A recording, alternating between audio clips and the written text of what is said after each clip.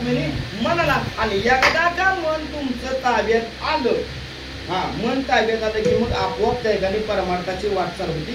कारण एक उदाहरण संसारातलं देऊन जाईल. आता आया सगळे आता बसल्या, आता आपल्याकडे काही घेऊन जाईल. आईने स्वयंपाक करता का तुम्ही? स्वयंपाक करता ना. मग स्वयंपाक करत असताना बघा भाकरी बिकरी करून ठेवले की साईडला पदार्थ सगळं करून ठेवता. उदाहरणार्थ पुरणपोळीचा बेत आहे, सगळं करून ठेवलंय. आणि तळून ठेवल्यानंतर बघा माशी, तुम्हाला माहिती आहे घरामध्ये माशी आपल्याला असते की नाही? माशी बघा आपल्या अंगावर बसती, पोळीवर बसती, पोळीनं उठून भातावर बसती, भातावर उठून पुरवणीवर बसती, पुरवणीनं उठून त्या ठिकाणी गुलाबजाम केला तर गुलाबजामवर सुद्धा बसती, सगळ्यावर बसती. पण लक्षात ठेवा, माशीला ते सगळं चांगलं दिसते म्हणून ह्याच्या वाईट बसते, त्याच्या वाईट बसते, त्याच्या वाईट बसत्या, उठून जात्या. मग तसं त्या पदार्थापेक्षा चुलीतला निकाला त्याच्यापेक्षा चांगला चकाकत असतो. चुलीतला निकाला चांगला चकाकत असतो. मग तुम्ही आयुर्वेदिकच्या माशीला म्हणताय का, मासे अगं पोळी बसत्यात, भातावर बसत्यात, या सगळ्यापैकी त्या ठिकाणी सगळ्यात लाख लाख करतोय काय निकाला करतोय. मग तुम्ही म्हणाल का माशीला कधी, बाया माशी तू तिथं बस. ती माशी म्हणेल, बाया तिथं बसणं सोपं आहे पण उठणं अवघड आहे. तिथं बसणं सोपं आहे ना, पण उठणं अवघड आहे. बरोबर आहे का? ते वेगळं बसणं काय सोपंच आहे, वेगळं बसणं की राहत होणार. तसं मनाचं आहे. मन एकतर परमार्थाकडे लवकर लागत नाही आणि एकदा लागलं तर परत माघारी ठेवलं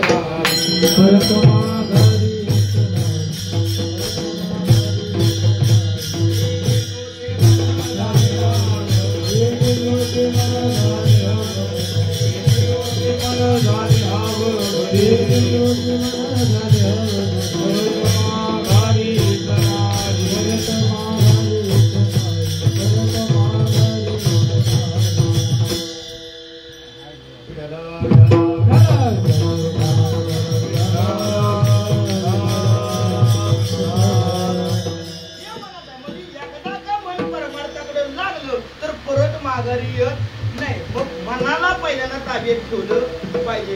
मन आमचं ताब्यात राहणार, मन आमचं सारखं चोरून करते. ऐका, काही काही वाटतं सुरुवात चांगली केली, हो प्रत्येकाला वाटतं कीर्तन ऐकलं, भजन ऐकलं, हो की माळ घालावी, माळ काही झालं मन चांगल्या मार्गाला वळावते. बरोबर. आता परवा दिवशी सांगतो, आमच्या इथे एक सप्ताह झाला आणि त्या सप्त्यामध्ये एकाने माळा बरी चांगली घातल्या. माझ्या काल्याच्या कीर्तनात जवळ 8-10 जणांनी माळा घातल्या आणि माझ्या आदल्याच्या कीर्तनामध्ये पुरायला आमच्या मनोहर कपाळ एवढी गेला ते असे का नाही की या महाराजांनी एवढी माणसं बोलवली की माणसाला प्रत्येकाला वाटलं की आपण सुद्धा माळा घालायला पाहिजे. म्हणून का नाही महाराजांची कीर्तन जसं लाईनीच्या लाईनी माळ्या घालायला आल्या, घातल्याही माळ्या बरेच जणांनी. आणि माळा घालून त्यांनी 2 दिवस गेलं आणि माझ्या ज्या काल्याच्या कीर्तनाच्या आदल्या दिवशी एकाने माळा घातली होती ती आपोआप तुटली. कशी तुटली काय माहित नाही, पण आपोआप तुटली. आता तुटल्यानंतर परत घालावी का नाही? माणसानं म्हणा सुरुवातच चांगले, तुटल्यानंतर परत घातली पाहिजे. पण ती जशी तुटल्याने बघितली ती म्हणलं एकदम आमच्याकडे तुटल्या होता, म्हणला आता तुटल्या तर म्हणला एक आहे माळाचं वैशिष्ट्य, माळ जर तुटली तर घराचा उंबरटा बांधायचा नसतो का, माळ तुटली तर अगोदर माळ घालायची मग घरात प्रवेश करायचा. मग तसं त्या जोडीदाराला आमच्या सांगितलं, त्यानं ऐकलं होतं, त्यानं त्या व्यक्तीला सांगितलं, म्हणले असं असं झालं का तुटल्या माळ म्हणजे काय करू? तो म्हणला दुसरी आणून देतो. हो तो म्हणला आता नको, आपोआप तुटल्या तिला काय मजा काय राहायचं. माणूस का नाही सुरुवात करतो आम्ही चांगली, पण ऐका सुरुवात चांगली आहे हो, पण ती सुरुवात कडापर्यंत टिकल याची गॅरंटी नाही म्हणताय होय. मग चांगली गोष्ट आहे. बरोबर. काय काय ते मधी डाबऱ्यात जाऊ शकतो. या ऐका, काय काय मधी डाबऱ्यात जाऊ शकतो, काय काय ठिकाणी सुरुवातीला जाऊ, म्हणजे सुरुवात नाही शेवटीला सुद्धा डाबऱ्यात जाऊ शकतो. बघा म्हणजे मुद्दा काय सांगतोय, मनाव परमार्थ अवलंबून आहे. काही काहींची सुरुवात चांगली आहे, काही काहींचा मध्य वाईट आहे, काही काही यांचा शेवट गोड आहे. ऐका हो, साधू संत महात्म्यांचा जर विचार करायला गेला तर साधू संत महात्म्याने सुरुवातीला अजिबात महत्व दिलेलं नाही. ऐका, दिलंय का? साधू संत महात्म्याने सुरुवातीला कधीच नाही द्या का? हो, मग महत्व दिलं कशाला? शेवट तो भला माझा भाऊ यासाठी केला होता भले सुरुवात तुमची कशी असू द्या, पण शेवट आपला गोड झाला पाहिजे. पण आमची सुरुवात चांगली करतो तरी पण आमचा शेवट गोड होत होणार सुद्धा नाही म्हणताय. मग चांगली गोष्ट आहे. बरोबर आहे. ऐकाय का, एक मुद्दा सांगून नाही, एक गोड गोड उदाहरण नाही, पण मन ताब्यात असलं ना हो, मग तुमची सुरुवात मध्ये आणि कसाही असू द्या पण शेवट त्याच्याने आपल्याला गोड करता घेऊन येतो. कसा येतो तो एक भजन करायला सांगतो की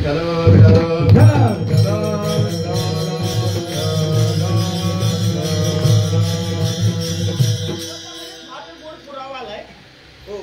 सुरुवात चांगली त्या व्यक्तीची सुरुवात चांगली आहे बरं का. हो, 7-8 महिन्याचा गर्भ पोटामध्ये होता आणि त्या पोटामध्ये गर्भ असताना एका व्यक्तीनं, नाव तुम्ही सांगायचं आहे मला, मी नाव सांगणार. ऐका, सुरुवात चांगली आहे, 7 महिन्याचा पोटामध्ये गर्भ आहे आणि एकानं प्रतिज्ञा केली, नाही म्हणला वंश आदिवास शिल्लक ठेवणार नाही, म्हणून त्या व्यक्तीने ब्रह्मास्त्र सोडलं. त्या गर्भावर काय सोडलं? ब्रह्मास्त्र सोडलं. आता ब्रह्मास्त्र सोडल्यानंतर ही बातमी सगळ्यांना कळाली की त्या ठिकाणी असा प्रसंग घडलाय, ब्रह्मास्त्र सोडलंय. आता ते ब्रह्मास्त्र असं आहे की त्याला पर्यायी अस्त्र नाही. मग आता काय करायचं? मग आता पर्यायी अस्त्र नसलं तरी बघा लक्षात ठेवा, ज्यानं अस्त्र तयार केले त्याच्याकडे काहीतरी पर्याय असला पाहिजे. मग त्याला बोलावलं पाहिजे, मग त्याला बोलवून घेतलं ते, त्याला सांगितलं असं असं झालंय, हो आम्हाला वाचवलं पाहिजे. देव म्हणला ठीक आहे, काळजी करू नका, त्याच्यासाठी मी आलोय म्हणला तुम्हाला वाचवण्यासाठी. हो, मग काय करावं? तू जवळ आला त्या व्यक्तीच्या ठिकाणी, हो त्या व्यक्तीला हात जोडले, सांगितलं हो माय, हो तुला गर्भ वाचवतो, वंश वाचवतो, पण फक्त काही क्षणापुरतं तुझं मातृत्व मला द्यावं. कोण म्हणतोय? तो वाचवाया आलाय, तो म्हणतोय. वाचवणारा दुसरा कोण? भगवान श्रीकृष्ण आहे. आणि जिच्या जवळ मागणी केल्या तिचं नाव उत्तर आहे. ती उत्तरा कोणाची बायको आहे? वा वा, कोणाची बायको आहे? अभिमन्यूची बायको आहे. अभिमन्यू वाढतोय पोटामध्ये, जवळ आले, सांगितलं हो म्हणजे ठीक आहे, आणि आतमध्ये प्रवेश केला. पर्यायी अस्त्र आहे ठिकाणी. आतमध्ये जसा प्रवेश केल्या त्या गर्भाला पहिलं दर्शन जर झालं असेल तर माझ्या जगाच्या मालकाचा आहे. म्या बोलविल्या वेदू बोले, म्या चालविल्या सूर्य चाले, म्या हलविल्या प्राण हाले, जो जगाते चालिता. ऐका, हो त्याला दर्शन झालं, बघितलं त्या भगवंताचं रूप बघितल्यानंतर त्याला वाटलं ह्याच्यासारखं सुंदर म्हणले मी आजपर्यंत काही बघितलं नाही, आत घालून बघितल्या. ह्याच्यानंतर म्हणला ह्याच्याशिवाय मी दुसरं काय बघणार? कोण म्हणलं? गर्भातलं म्हणलं, ह्याच्याशिवाय दुसरं काय बघणार नाही. किती सुरुवात चांगली, गर्भामध्ये दर्शन झालंय कुणाचं? जगाच्या मालकाचं. आणि 9 महिने 9 दिवस झालं प्रस्तुत झाले. आणि प्रस्तुत झाल्यानंतर म्हणायचो त्यानं एकदा असं डोळं उघडलं, बघितलं तर एवढं दिसायला लागलं, लगेच डोळं झाकून घेतलं. परत काय त्या पोरानं डोळं उघडलेलं नाही, त्यानं डोळं उघडीना म्हणून सगळ्यांनी टेन्शन आलं, बरोबर डोळं का न उघडीना, काय काय म्हणजे ग्रहणात गावलं असेल म्हणून पहा. काय काय अहो काय कुणाला नोकरी त्याची गॅरंटी का? काय काय त्यानं म्हणजे ग्रहणात सापडलं असेल, कशाला सापडलं असेल, बरेच तज्ञ विचार. पण शेवटी त्याने विचार केला, आईला माहित होतं जे चमत्कार म्हणजे ज्याच्यामुळे घडलाय त्याला बोलावलं पाहिजे, कारण म्हणजे त्यालाच बोलून आणला पाहिजे. मग भगवंताला बोलवलं, सांगितलं, जवळ आला भगवंत, स्पर्श केला. जसा स्पर्श केला तसं डोळं उघडलं आणि बघितलं. हा म्हणजे ह्याच्याशिवाय मी जीवनामध्ये दुसरं काय बघणार? सुरुवात किती चांगले हो, किती चांगले. देवाशिवाय दुसरं काय बघायचं नाही. देव म्हणला सारखा मी काय तुझ्या पुढे उभं राहिला रिकामा नाही म्हणताय, चांगली गोष्ट आहे, बरोबर आहे. पण राहिला ना, आता दृष्टी पुढे ऐसा चिंतूर आहे, दुर्लभ आहे आहे ना. काय झालं देवाच्या पुढनं, आल्लाच नाही ना त्यांच्या पुढनं. मग ऐका, हो देव म्हणला ठीक आहे असू दे, तू समजा लागलं ते कारण की लहानाचं मोठं होऊ लागायला. सुरुवात चांगली आहे, पण मध्य ऐका, मध्यावाल्यानंतर ते वयात आलं चांगलं मोठं झालं. आणि ऐका, वया आलं की त्या घरी रक्त जरा उसळतं, इकडच्यांची जरा रक्त कमी उसाळते तुमच्याकडचं, दोसरं नसते या. आमची जीन्स पॅन्ट घालून नाचते ते ठिकाणी, तुमच्या ठिकाणी बरं आहे, तरुण वर्ग बऱ्यापैकी आहे. आणि जरा तरुण वयात आल्यानंतर एक दिवस काय झालं, असंच सहज घरात फिरत होतं. आणि घरात फिरत असताना असे कपाट होतं, आणि त्या कपाटामध्ये सहज त्या एकाने त्याच्या वडिलांनी जे पराक्रम केलं होतं त्यातल्या महत्वाच्या गोष्टी साठवून ठेवल्या होत्या. हो, त्यातला एक नाही ते त्या ह्याच्याजवळ गेलो, कपाटाजवळ गेलो. त्या कपाटात त्याला एक असा मुकुट दिसला चांगला, इतका रत्नजडित मुकुट होता. त्याला पाहिला, त्या मुकुटाकडं विचार केला, इतका रत्नजडित मुकुट आहे, एवढा सूक्ष्म बारीक बारीक बारीक मोठं, किती सुंदर आहे, कुणाचा असेल आणि कुणी घडवलं असेल त्या ठिकाणी. म्हणून त्याला कपाट उघडलं आणि ते मुकुट डोक्यात घालायची इच्छा. तो कुणाचा होता याची गॅरंटी त्याला माहिती होता, पण त्याला मुकुट आवडला म्हणून त्या कपाटातला मुकुट काढला आणि ते मुकुट जसा डोक्यात घातला आणि काही क्षण गेलं तसं त्याच्या डोक्यात आलं, काय नाही आता आपण म्हणजे शिकारीला जाऊ. कुठे जाऊया? आतापर्यंत सात्विक वृत्तीने जगत आलं, हरिवृत्ती म्हणा, देवाशिवाय दुसरं काय नाही. आणि जसा मुकुट डोक्यामध्ये घातला तसं त्या ठिकाणी दुर्बुद्धीचे म्हणा, कदा दुर्बुद्धी सुचली ना, हो मनामध्ये विचार आला कुठं जायचं आहे, शिकारीला जायचं आहे. आणि एक गेलं की घोडा घेतला, सैन्य घेतलं, उभ्या आयुष्यात देवाशिवाय कशाला लक्ष दिलं नव्हतं, पण यानं घोडा घेऊन कुठं गेलं, शिकारीला गेलं. दिवसभर फिरलं पण शिकार सापडली नाही प्रसंग सर्वांना मी आता होतं मला सांगून उजळता जायचंय. शिकार सापडली नाही पण व्याकुळ झाला, तहान लागली होती आणि माणसाकडे गोष्ट प्राप्त करायला गेलं का नाही. आणि लक्षात ठेवा माणसाला राग कधी येतो, भूक लागलेली असते नाही, भूक पोटाला भूक असते ना त्याच्याबरोबर त्याच्याने आडगं बसायचं म्हणजे बघा किती राग येतो त्याला. आणि ह्याला काय झालं, एक तर पोटात भूक आहे, तहान तर लागल्या आणि दिवसभर शिकार मिळाली नाही. ते वैतागलं आणि वैतागल्यानंतर मग काय करावं, पाण्याच्या शोधात गेलो. आता पाण्याच्या शोधात जायला विचारायला पाहिजे ना, म्हणून एका झाडाकडे एक साधू तपस्या करीत बसला होता. त्या साधूच्या जवळ गेलो, साधूला हाक मारली एकाने, ओ महाराज म्हणजे तहान लागले म्हणजे पाणी पिण्यासाठी भेटेल का. आता साधू महात्मे एकाने हो तल्लीन झालं होतं भजनामध्ये, समाधी अवस्थेला प्राप्त होणं एक नाही दोन नाही. हो देवीची विदयी अशा बघू त्या अवस्थेला गेलो होतं. ब्रह्मानंदे लागली टाळी कोण ध्यानी संभाळी. हो अशी परिस्थिती झाली ना. हो ब्रह्मानंदे नाद लागला होता, भगवंतामध्ये तल्लीन झालं होतं. आणि हे साधू महात्म्याने एक पण आवाज दिल्यामुळे त्याला राग आला. एवढं याच्यात मी राजाचा पोरगा आहे त्या ठिकाणी आणि माझ्यापेक्षा यो महात्मा मोठा झाला का. हो एवढं म्हणून ते मोदी ना म्हणून काय केलं, साईडला की मेलेला साप पडला होता. आता साप उचलला आणि जाता जाता त्या साधूच्या महात्म्याच्या गळ्यात काय केला, अडकवला. वाईट केली ना, तुम्ही त्या ठिकाणी मध्यंतराव हो अडकवलं, घरी निघून गेलं. आता घरी निघून गेल्यानंतर परत त्या साधूचा पोरगा आला, बघितलं तर बापाच्या गळ्यात मेलेला साप अडकवलाय. आता तो साप काढला पण पोरगं रागीत होतं, कुणी माझ्या बापाच्या साप त्या ठिकाणी अडकवला असेल. तो म्हणला 7 दिवसाच्या त्या ठिकाणी या लोकांची यात्रा संपल. म्हणजे तो किती दिवसात मरण, किती दिवसात मरण, आपण पण किती दिवसात जाणार आहे. हा आपण पण काय आपल्याला 8वा दिवस उजाडणार.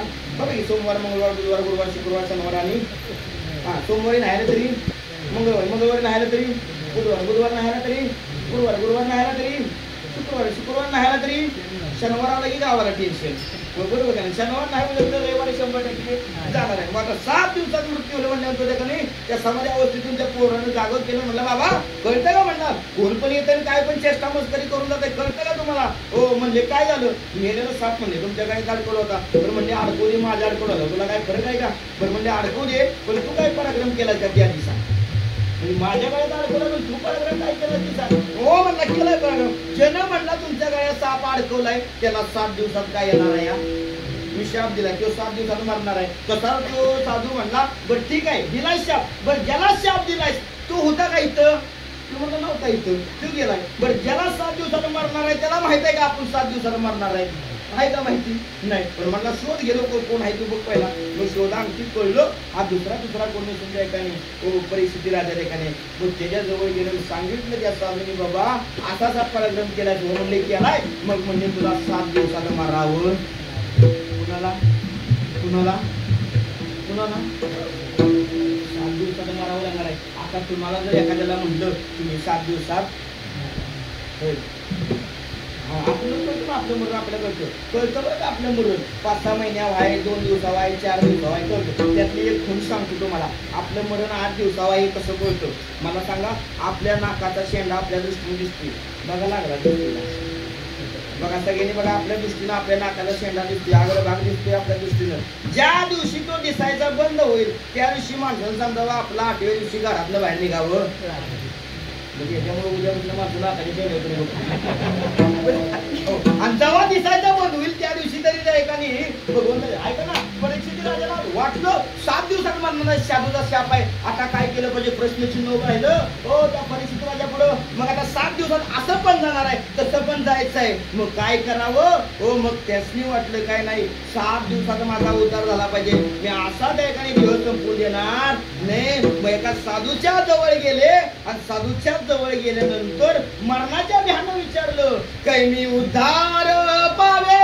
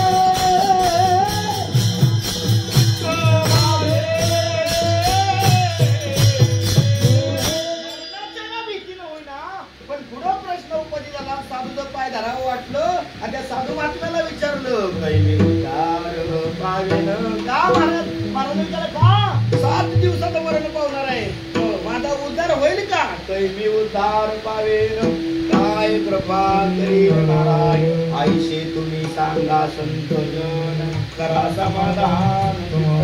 माझ्या चित्ताला पडलेला प्रश्न आहे, 7 दिवसात जायचं आहे, पण माझा उद्धार झाला पाहिजे. त्यावेळेला त्या राजाने सांगितलं, शुकाचार्य होते ते झाले नाही हो, काय झालं त्या ठिकाणी 7 दिवस म्हणजे भरपूर आहे. 1 तास उरला खटवांगरायाशी, किती तासामध्ये उद्धार करून घेतला? 1 तासामध्ये. आणि तुझ्याकडे किती दिवस आहेत? 7 दिवसात. काळजी करू नकोस. मग काय करावं लागेल म्हणजे माझा उद्धार होईल? काय नाही म्हणते, ओ मी तुला भागवत सांगतो, या भागवताचं काय कर, काय कर, श्रवण कर. महाराज ठीक आहे, तुम्ही सांगशील मस्त गोड भागवत, पण मी मांडी घालून बसल्यावर माझं तुमच्या भागवताकडे लक्ष लागलं, कुठं लागलं पाहिजे? पण नाहीतर मी मांडी घालून तुम्ही मस्त भागवत सांगशील आणि माझं ध्यान कशा वाचणार आहे? तिकडून साप येतोय का तिकडून येतोय, मांडीला चावतोय का हाताला चावतोय? ध्यान कुठं असणार आहे? कशा वाचणार आहे? म्हणजे मन माझं कुठं असणार आहे? तुम्ही राग भागवत सांगशील, पण तुमच्या भागवताकडे श्रवण करण्याचं माझं चित्त पाहिजे ना. त्यावेळेला त्यांनी सांगितलं, काळजी करू नको, तुझं मन एकाग्र करायची ताकद म्हणजे माझ्याकडे आहे. हो तुला वाटतं ना असं देशी, एक काम करू, म्हणजे पाण्याच्या मध्ये त्या ठिकाणी खांब उभा केला, मस्त वरती वरती आसन केलं आणि आसन करून त्या ठिकाणी मध्ये सेंटरला ती दोघं जण बसली आणि इकडे परीक्षित राजा आणि इकडे त्या ठिकाणी शुकाचार्य आणि भागवत त्या ठिकाणी सांगायला चालू केलं. मनाची एकाग्रता इतकी झाली की 7व्या दिवशी त्या ठिकाणी तो साप आला.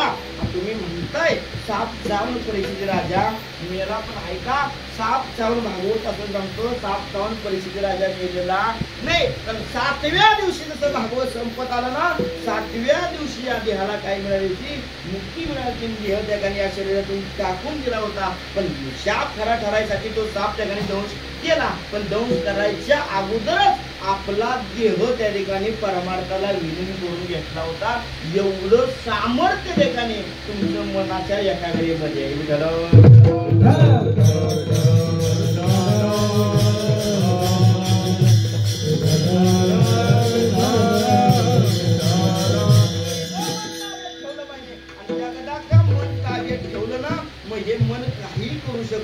त्या मनाला बांधून ठेवल्यानंतर सांगितलं ना, मनाचा निर्धार करायचा का नाही. ओ तेथे ही मनाचा निर्धार काय वरती खाली असं दिलं की आठवत नाही कुणाला, महाराज असला तरी आणि कोणी असावे. हो तेथे ही मनाचा निर्धार व्हायचा. काय मागं पुढे वर झाली हा विचार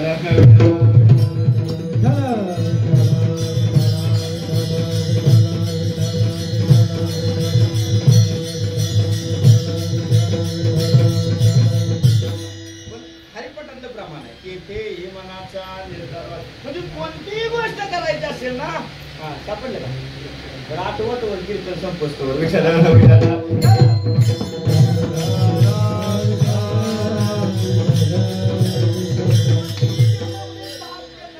ना, आठवलं का बाबा? काय म्हणणार आहे का? सांगा सांगा सांगा. लागू होईल तर तेवढं माझी 5 मिनिटं निघतील. हा ज्ञानदेव दिने नामेविन व्यर्थ. उलट आज आपण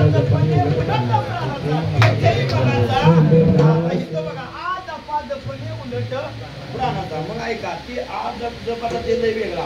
आता त्याच्यामध्ये मग परा पश्चिमची मध्यम आणि वैखरी. आता यातलं सुद्धा कुठल्या वैखरीनं नामस्मरण घेतलं तर देवाला पोटाचा तो विषय वेगळा. पण जरी आज जप जप करायचा असेल तरी मन कसं पाहिजे? तिथं मनाचा निर्धार पाहिजे. मला ते नामस्मरण करायचं आहे म्हणजे करायचं आहे. असंच एकानं नागबाबांच्या एक दृष्टांत जीवनातला काढल्या, तुम्हाला सगळ्यांना पुण्यात आलं पण उजरता सांगून जातो. एकानं असंच ऐकलं, काय नाही म्हणला, महाराजांनी सांगितलं का नियम महत्वाचा. कारण एका जनार्दनी ऐसा ज्याचा नियम तो देवा परमा पूज्य. म्हणजे नाथ बाबा कीर्तनात सांगत असताना सांगितलं की जीवनामध्ये जो नियम करतो आणि जो नियमानं वागतो त्याची देव काय करतो? पूजा करतो. आपण बसलेले का म्हणला बघूया आपली देव पूजा करतो का. तिने मनाशी ठरावच केला, काय नाही महाराजांचा नियम करायचा, आपण पण काहीतरी नियम करायचा. मग तिने विचार केला, आपण रोज आंघोळ करतो, आंघोळ करताना रोज आपल्याला आंघोळ करायला लागते ना, मग काहीतरी नियम करायचा. मग तिने विचार केला, म्हणला आंघोळ करताना रोज म्हटला ज्ञानोबारांचा हरिपाठ म्हणायचा. काय म्हणायचा? त्यानं मनाची निर्देश केला, म्हणला रोज हरिपाठ म्हणायचा. आणि त्यानं रोज हरिपाठ म्हणायला लागला. असं काही काळ व्यतीत गेला. 12 वर्ष पूर्ण झाली आणि 12 वर्ष पूर्ण झाल्यानंतर हो त्याचा देह त्यानं काय केला? ठेवला. आता देव ठेवल्यानंतर गावात चर्चा झाली की महाराज चालते नियम करा. त्यानं नियम केला होता नीती नियमानं आणि नियमाचा फायदा काय झाला हो मला मरण येतं या माणसं चर्चा करायला लागली ना. म्हणजे नियम करून काय उपयोगाचा नाही. नियम केला की माणसं काय होत्या नियम केला की माणसं काय होत्या मरत्यात. गावाचं एक चर्चा. पण गंमत झाली अशी हो ज्या वेळेला तू मरण पावल्यानंतर त्याला ज्या वेळेला आंघोळीला बाहेर आणला तुमच्याकडे असते का आंघोळी मग तसं ज्या वेळेला आंघोळीला बाहेर आणला पाटावर बसवला आणि जसा त्या पाठीतला पहिला तांबे त्याच्या मस्तकावर वतला ना तसा त्याच्या मुखात हरिपाठ निघून लागला. एवढं नियमाचं महत्व आहे.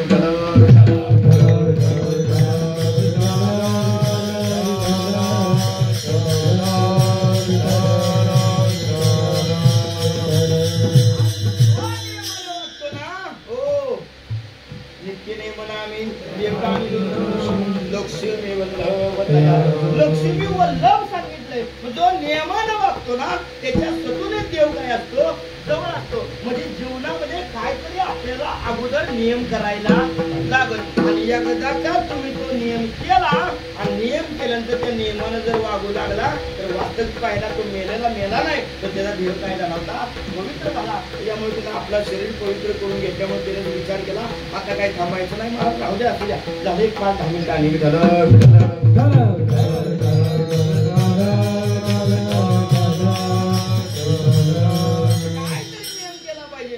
नियमानं जो वागतो त्याचं शरीर काय होतं पवित्र होतं. मग कुठलंही करा भले तुम्ही त्या भगवंताचं नामचिंतन करा पण ते नित्य नियमानं झालं पाहिजे. आणि जो नित्य नियमानं भगवंताचं नामस्मरण करतो पण नित्य नियम पाहिजेला अजिबात कसलंही जरी संकट आलं तरी आपल्याकडे बघा लक्षात घ्या तुमच्यावर संकट आलं ना तो आपल्याकडे येतच नाही. 8 दिवस जर आपल्याला सुद्धा आलं तर आम्ही देवघराकडे अजिबात फिरकत नाही म्हणता येईल. किती नियम केला जरी 8 दिवस सुद्धा आलं तरी आम्ही हरिपाठ म्हणीत नाही म्हणताय. मग चांगले भाऊ आहे आपण हो बरोबर आहे की मग नियम खंडित झाला ना आपला. म्हणजे आपल्याला दुःख आलं की एखादं लक्षात ठेवा नियम काहीतरी पाहिजे. मी बघा माझ्या कपाळाला कायम बंद असतो म्हणजे मोठेपणा सांगतो ह्यातले नवल नाही पण मला एक सवय आहे. मी सकाळी शाळेत उभा लावित नाही पण टिकला लावल्याशिवाय कुठं जात नाही कारण कायम बंद जातो. सकाळी उठलो आंघोळ केली की पहिला असं पुढं उभं राहिलं की पहिला गंधाचा टिकला. दिवसभर माझ्या गंधाचा टिकला जात नाही. 4-5 वाजता मी शाळेत आलो की हातपाय धुतो की परत आळच्या पुढे उभा राहतो तो गंध लावतो. सकाळपर्यंत जात नाही नित्य नाही म्हणून असेच आमच्या आजी एकदा वाढली म्हणजे मागच्या 8-10 म्हणजे 5-6 महिने झाले आणि तिने कधी मला नियम लागला रोज आंघोळ केली की आळच्या पुढे उभं राहिले की काय करायचा गंध लावायचा. ना आजी आमचे संध्याकाळी 4-5 वाजता मी हातपाय धुतलं हातपाय धुवून गंध लावून त्याकडे निघालो होतो तेवढ्या आजी आमच्या आजीला जीव गेला. आता जीव गेली तर जाऊन आलो सकाळी उठल्यानंतर आंघोळ केली. आता आंघोळ केल्यानंतर रोज काय का नाही हो कुठं उभं राहायची सवय आंघोळ करायचंच पाहिजे का आंघोळ करू नये का माणसानं उभं राहिलं ना आरच्या पुढं ती कांद्याची तिकडे होती त्यातली काढली आणि लावली. तशी थोड्या वेळा आमच्या आईने बोलली अरे काय काय आता म्हणलं वाढ करायला सुद्धा कशाला आलंय तेव्हा आपल्याला सुद्धा तिकडे जायचं हो पण बाहेर जाताना तेवढी वाट पुसायची बरं का कारण माणसं समाज काय म्हणायची आहे का पण नित्य नियमानं लावल्याशिवाय राहणार नाही. भले मी ठिकाणी जाऊ पण ह्या माझा वय असं सांगू नाही पण त्याकडे माझा नियम आहे ठिकाणी भले आम्हाला नामस्मरण करायला 5-10 मिनिटं गावत नाही ठिकाणी वेळच सापडत नाही दिवसभर साहेब. आता येता येतं त्या ठिकाणी बघा येता येतं पेपर तपशील आली आणि पेपर तपशील तर मोबाईलला अभंग गावला होता. मी एका हाताला पेपर दाखवून एका हातात चिठ्ठी लिहिल्या पेपरवर लिहिली आहे ते आपलं पाठ करीत चालू होतं. म्हणजे एवढी अवघड पण नियम काहीतरी केला पाहिजे. जो नियमानं वागतो त्याच्या जवळ देव राहिल्याशिवाय राहत नाही आणि ज्याच्या जवळ देव राहतो ना हो त्याचं शरीर पवित्र झाल्याशिवाय राहत नाही. नाथ बाबा अभंगाचं पहिलं पवित्र सदा जाता नेम पवित्र सदा जाता नेम पवित्र सदा जाता नेम पवित्र सदा जाता नेम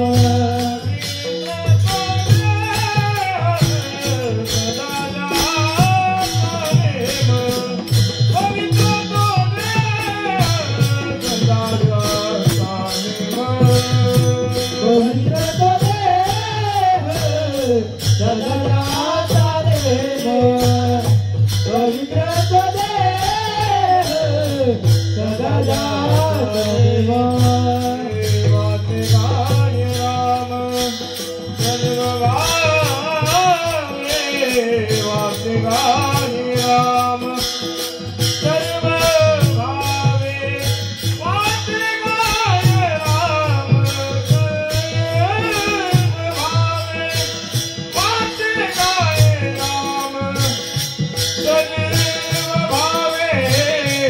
पंचतत्वाचा करला संसार धन्य तो माझ्याचा करला संसार गाय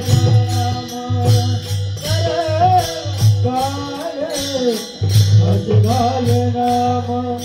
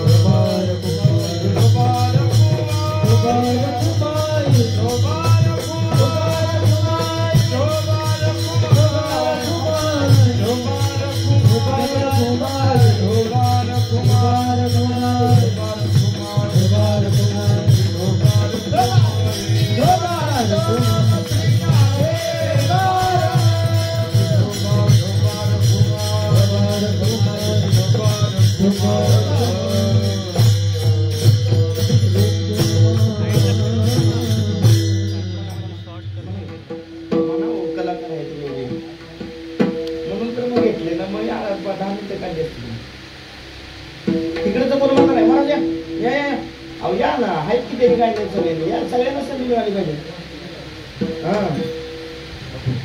हा या या चला वय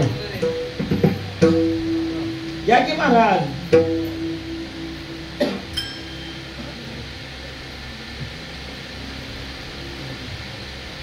तरी मला म्हणताय का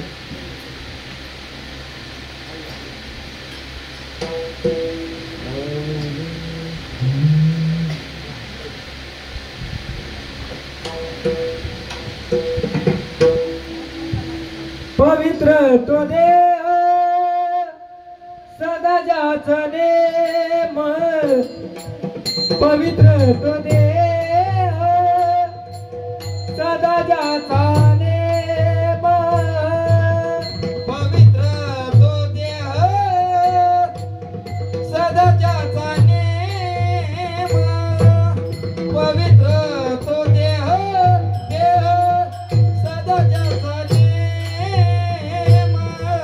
पवित्र तो देह सदा ज्याचा नेम पवित्र तो देह सदा ज्याचा नेम पवित्र तो देह सदा ज्याचा नेम पवित्र तो देह सदा ज्याचा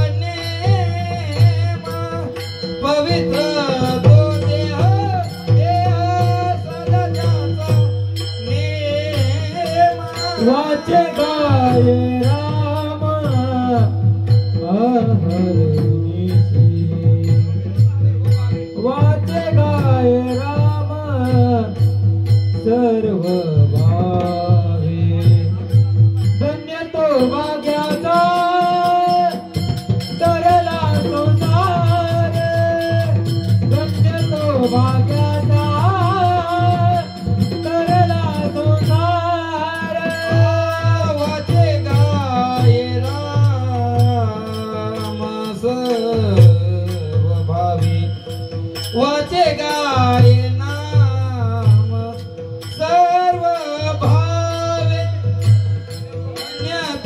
भाग्याचा करला संसार धन्य तो भाग्याचा करला संसार परमार्थाचे नगर नाममुखी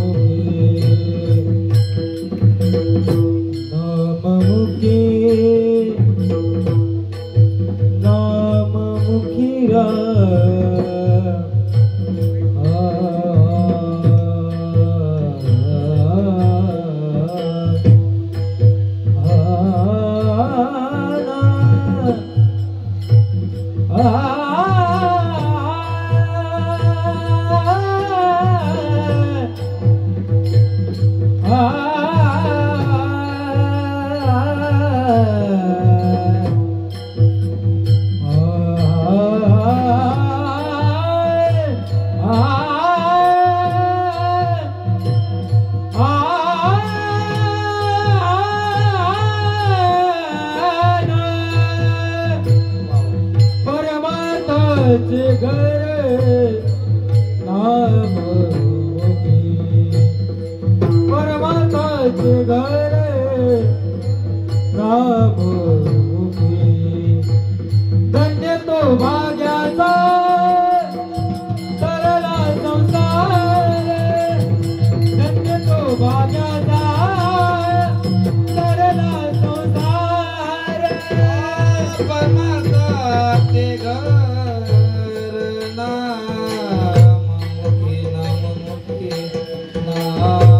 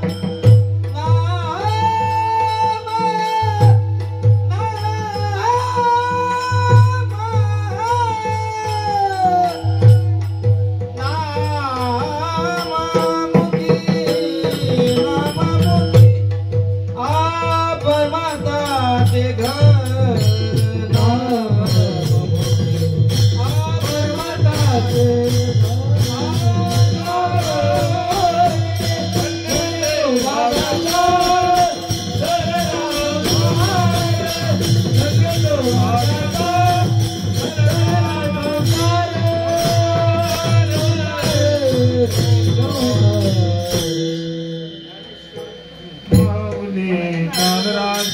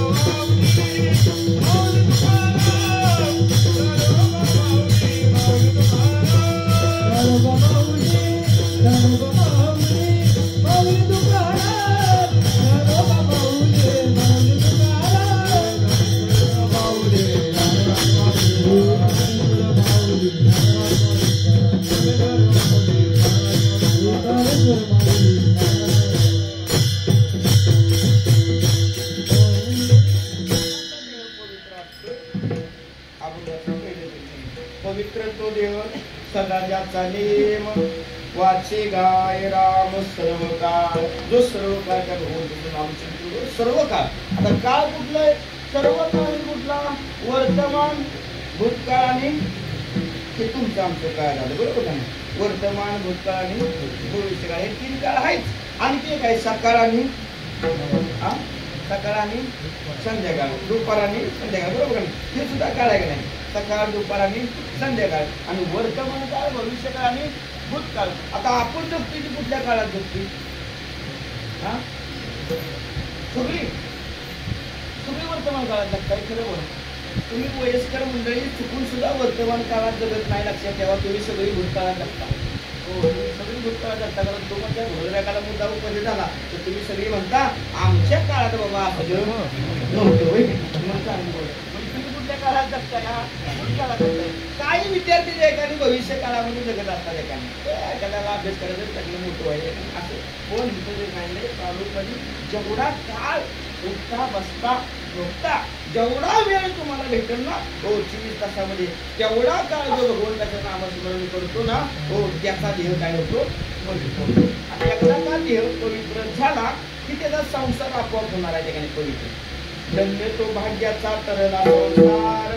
जो संसार म्हणजे तुमचा तो नव्ह, तो संसार आहे. कारण किती वेळा जन्मा यावे, किती भावे, हे आहे का नाही? ह्याला स्टॉप मिळणार आहे ठिकाणी. कारण तुका म्हणे जन्मा आल्याचे सार्थक विठ्ठलची नियम केला की तुम्हाला सांगितलं नित्य नियमन आम्ही लक्ष्मी बोललं म्हणजे देव आपोआप भेटणार आहे. एकदा भेटला की तुका किंवा सातवीला हरी हृदय मंदिरे त्याची शरणीर धार झाला सफल.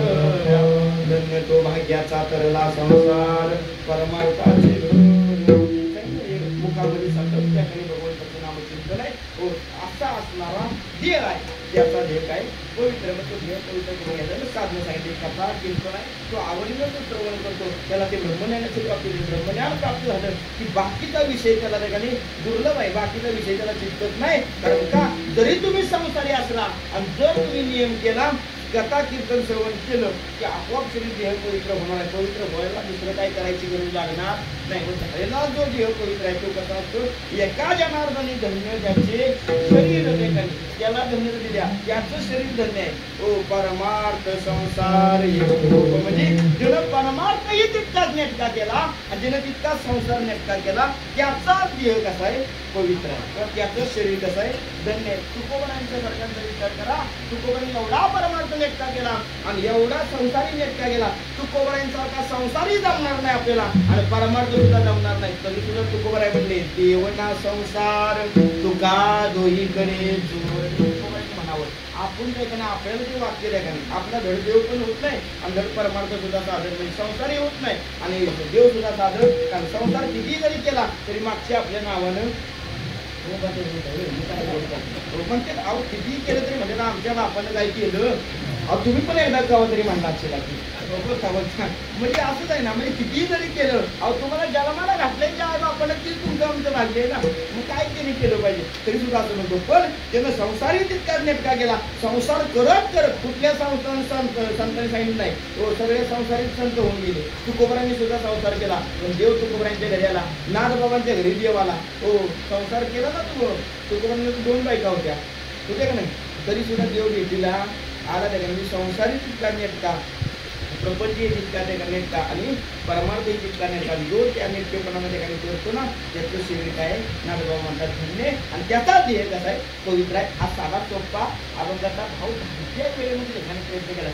वेळ असते एक तर उशिराने कीर्तन चालू झालं आणि एकतर कलाकार मंडळी एवढी सगळ्यांना समाज संधी मिळाली पाहिजे. कारण इथं कसं आहे कीर्तनकार बोलणारा एकटा आहे. एकटा द्या कारण तुमचं बसल्याचं पण समाधान झालं पाहिजे, गायकांचं पण समाधान झालं पाहिजे, वादमानांचं पण समाधान. तर मी नुसतं एकटा सांगायला लागलो तर तुमचं समाधान झालं. गायक म्हणजे ती एक होतो त्याची सुद्धा म्हणून ते काही चाललेली थोडके मी सांगितले 9पर्यंत ठिकाणी 9 वाजून 5 मिनिटं झाले. 5-10 मिनिटं ठिकाणी उशीर झाला. त्याबद्दल सर्वांची वगैरे होतो. झालीच सेवा ठिकाणी भगवंताने त्यांनी अर्पण करतो आणि त्यांच्या ठिकाणी स्वतंत्र पुण्यस्मरण आहे आहे ठिकाणी खरोखर त्यांनी संसारिक ठिकाणी धन्य करून घेतला आणि परमार्थ सुद्धा ठिकाणी तो धन्य करून घेतला असल्या ठिकाणी मधुकर कामामध्ये ठेवकर त्या बाबांच्या ठिकाणी चतुर्थ पुण्यस्मरणामध्ये त्या ठिकाणी मला भेटलेली सेवा आणि त्यांचे कुटुंबही ठिकाणी पाठीमागं परमार्थ आहे. धन्य तो भाग्य त्यांचा संसार तरला आणि माझं घर सुद्धा ठिकाणी परमार्थित केलं. सगळी त्यांच्या ठिकाणी घरातली मंडळी सर्व ठिकाणी परमार्थाच्या मार्गामध्ये आणि तेच परमार्थाचा मार्ग ठिकाणी इथं तुम्हाला आम्हाला दिसतोय. दुसरं काय सांगायची गरज नाही. अहो सांगून फक्त्याला एवढं टाळकरी जमत नाही. आमच्याकडे 4 टाळकरी असल्या ठिकाणी सगळी गोष्टाला एवढं टाळकरी किती ठिकाणी त्यांचा परमार्थ आणि संसार किती ठिकाणी धन्य आहे, किती शरीर त्यांचं धन्य आहे. त्यांचं पवित्र ठिकाणी आमच्या कामाला ठिकाणी सर्वांचे आलं पण धावे सेवा सर्वांच्या त्या कुटुंबीय आपण करतो. त्याचबरोबर सर्व टाळकरी रत्नागिरी जिल्ह्यातील सर्व नामांकित ठिकाणी सर्व कलाकार मंडळ आता सगळ्यांची नावं काय मी घेत नाही कारण घेतलं नाही कारण सगळी ठिकाणी परिस्थिती माझ्या नितांत प्रेम करणारे वादक गायक सर्वजण त्या ठिकाणी नितांत प्रेम करणारे माझ्या मंडळ तुम्ही खाली बसली तर अतिशय बरं वाटतं. सगळी वयस्कर मंडळ पण अगदी कांत आणि मला एक बरं वाटतं बरं का अशामुळे मी बाहेर मस्त मारतो. हो काय मस्त काय करायचं ते बरोबर पण त्याच्याने तुमच्यासाठी श्रवण करणारे मंडळी असले मला कारण ऐकणार समाजाचा थोडक्या राहिलेला आहे. कारण आता माणसाला ठिकाणी कीर्तनाकडे बघण्याचं मनोरंजन साधन झाले त्यामुळे आम्हाला गेले गेले सांगतात महाराज बाकीचं काय आम्हाला लांबड माणसं खुश झाली म्हणजे ती खुश करायला पण मला येतं. मी काय तेवढ्या बाबतीत पण कमी नाही. हां ते काय पण आपण तुम्ही सर्व माहिती वगैरे झाली सर्वांच्या ज्ञानपूर करतो. सर्व कोणी मुंबई टाळकरी सर्वांच्या सेवाचे ज्ञानपूर स्पीकरवाले ठिकाणी यूट्यूब चॅनलच्या आमच्या मोठ्या ठिकाणी जायच्या ठिकाणी बरेच ठिकाणी असतात. ठिकाणी सेवा अर्पण करतो. माझ्याबरोबर मुंबई ठिकाणी सर्वांच्या सेवाचे ज्ञानपूर करून माझ्या वाणीला पूर्णविराम. तुकाराम तुकाराम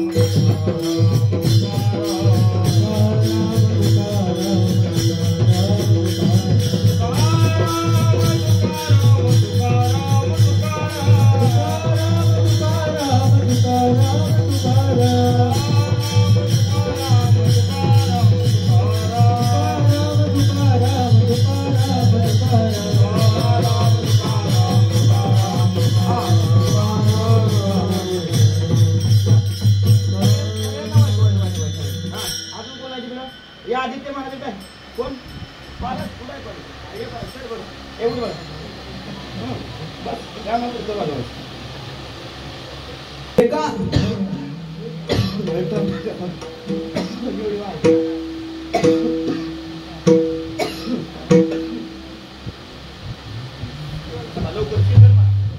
एका जनार्दने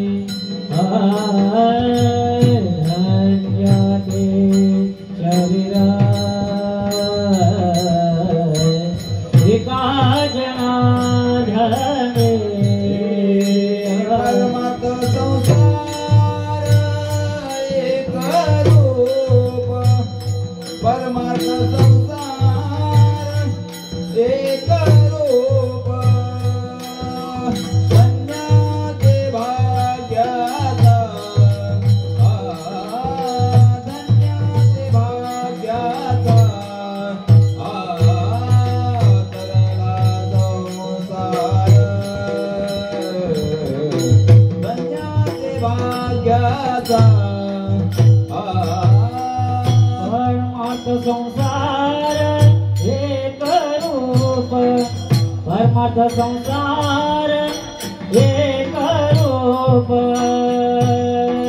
धन्यते भाग्याचा धन्यते भाग्याचा धरला संसार धन्यते भाग्याचा